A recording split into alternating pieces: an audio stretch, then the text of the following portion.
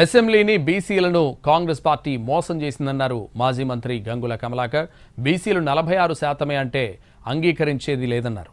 బీసీలను తగ్గించారా లేదా చంపేశారా అంటూ ఘాటు వ్యాఖ్యలు చేశారు. ఆయన రీసర్వే చేయాల్సిందేనని డిమాండ్ చేశారు మాజీ మంత్రి గంగుల. ఓసీ, ఎస్సీ, ఎస్టీ జనాభా పెరిగిందని, మరి బీసీ జనాభా ఎలా తగ్గిందని ప్రశ్నించారు ఆయన.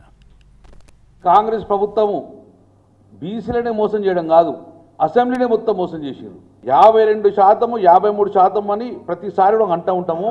దాన్ని 46% ఎక్కడ రికార్డులను చూసిన కాబట్టి 46% అనేది మేము ఒప్పుకునే సమస్యలే అని చెప్పి మీ ద్వారా దానికి కూడా రిపోర్ట్ చెప్తారు మొత్తం కూడా. ఈరోజు ఓసీ క్యాస్ట్ 13% పెరిగినరు, ఎస్సీలు 13% పెరిగినరు, ఎస్టీలు 18% పెరిగినరు, ఓబీసీలు పెంచిర్రు. మీ యొక్క అగ్రవర్ణాల మీరు క్యాస్ట్ పెంచుకున్నారు, మా బీసీలు మాత్రం 17% తగ్గించారు. మేము ఒక్కలమే తగ్గినావా? బీసీలు తగ్గినావా అంతరిక్షంగా?